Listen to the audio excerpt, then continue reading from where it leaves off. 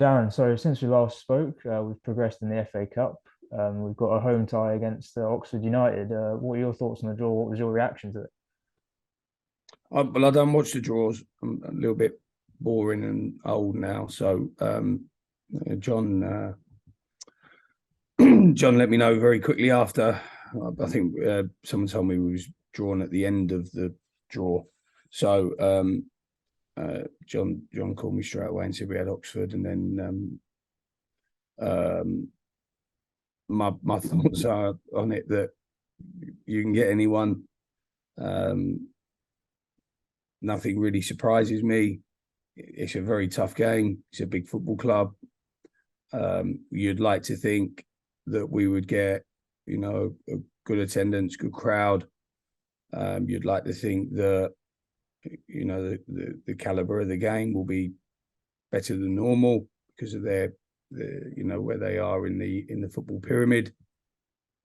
And then from there, it was really fortuitous that I got to watch them on Tuesday night at Sutton in one of the cup competitions, and that was hugely beneficial. But now I won't think about Oxford until after the Oval game, because there's a lot of points to play for between now and then, and I think it's very important that myself and the players and the staff stay focused on what's at hand. And since then as well, Sid Nelson has moved out on loan to Welling United. What was the thinking behind that one?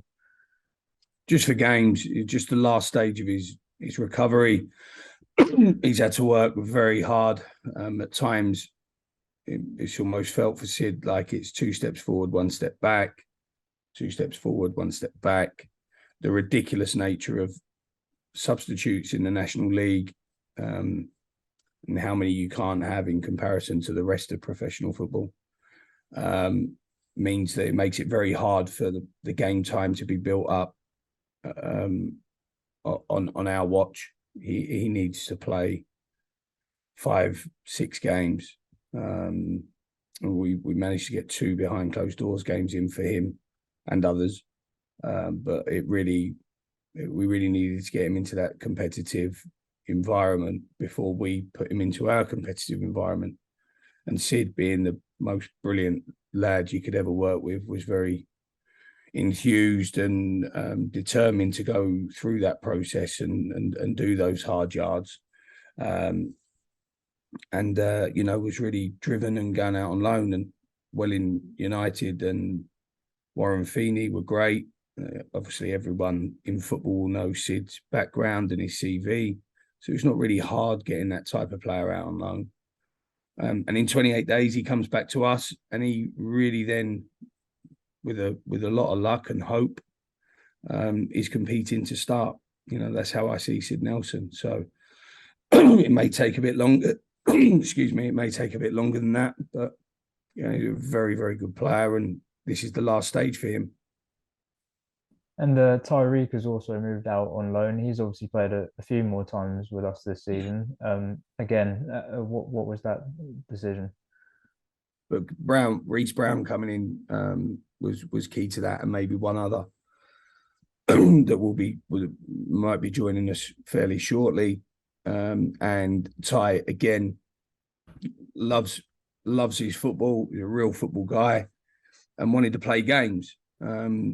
And he'd not been playing, and in all seriousness, I'd not been utilising him because of the emergence of Daly, Vokins joining and kind of being that double sub almost, with his qualities of playing left back and left midfield. And I've even played him in a midfield 3, Vokins. So that durability with Vokins was important.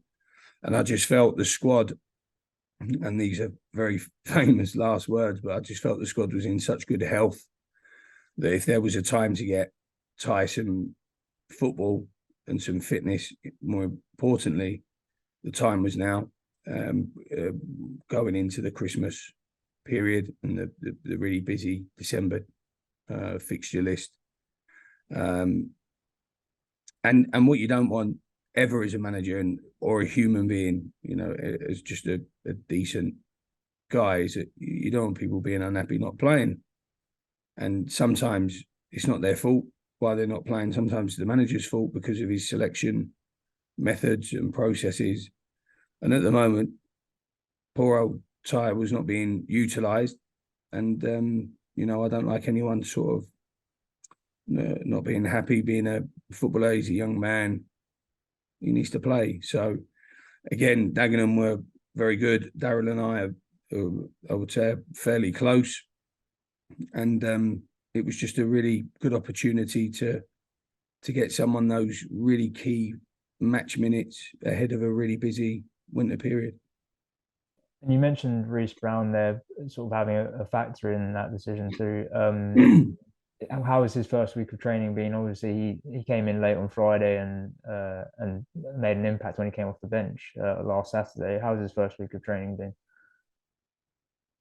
No, he's been very good, very good. He's obviously got to adjust, and his adjustment is a little bit more process driven than anything else, because he comes from an environment of training 2 or 3 times a week rather than every day. He's coming into our environment, which I don't know the intensity in which they train at Wildstone. That's nothing to do with me, but I know the intensity that my training sessions are. So we're going to have to be quite methodical with Reece. And everyone's got to understand that he's coming into play in a very different style of football. A lot of emphasis on team shape, defensive shape in particular. We've seen the energy of our forward players pressing, so he has to buy into those principles. And then there's the physical adaptation that needs to occur for him to be able to implement that side of this game. So Reece is going to take 2 or 3 weeks to bump his body up into a full-time footballer again, which he was, for many years. And once he does that, we'll start seeing, I think, longer playing minutes for Reece. Because we want him to be at his best. We didn't recruit him, in a position of desperation or uncertainty. We've recruited him while things are going pretty well, and we want him to carry on to come in eventually and take us to that next level. So there'll be some time between Reece, starting and playing loads and loads of games for us consistently, like Armand and Grego Cox have done. Because he needs to get through that physical adaptation before he's able to do that. And you mentioned it briefly before, having sort of a good fit squad, and letting these players go out on loan. How is the squad looking ahead of the weekend? No, I've got to say, and again, famous last words. We've been excellent in that medical and sports science area of prevention. We're hopefully seeing the benefits of a really tough pre-season. There's many an hour in the gym, which the players love, as you can imagine. And James Clark and Dan Rowe have been fantastic, absolutely fantastic in the way they've gone about keeping the squad fit and healthy. Very rarely do the medical department and the coaching staff agree. I don't think anyone in the country has a unified coaching and medical department. Both think they know best, and but we've worked really well together so far. And at the moment, everyone's fit. We haven't got one injured player, but before you know it, we're going to have an injury and we're going to have a suspension, and then we'll see the depth of the squad. But I just really wanted to make sure that the 2 boys that went out on loan did so now, so that they could be back for us to play a huge part for us over that really tricky late November, December period. And obviously, it's Gateshead on Saturday, our longest away trip of the league season. How do those sort of long trips impact your preparations, and what have you made of Gateshead so far this season? Gateshead have come into the league, sorry, and Mike has firmly stuck with his principles. I thought they were great last year. I thought they were really great when they came up from the Conference North, National League North, sorry. I thought they were wonderful, the way they played, the principles of their play, very much dedicated to the region. You know, the Northeast has always had that reputation for that style of football and that attacking style of football, and they crave that. The other half of my family are from the Northeast, and I've spent a lot of time in that area of the country, and it's a wonderful area to, you know, for your football and football lovers. You know, so it's there's an expectation normally when you go anywhere, you know, Newcastle, Gateshead, Northeast area of the country, that the football be very offensive, very entertaining. And Mike certainly has done that with his Gateshead team. So it's these are all good teams now. I know I say it most weeks, but all of these teams are so well coached. You know, most of them are full-time, and they dedicate their lives to trying to win football games. And when you have that as a competitive foundation, it makes every game very, very tough.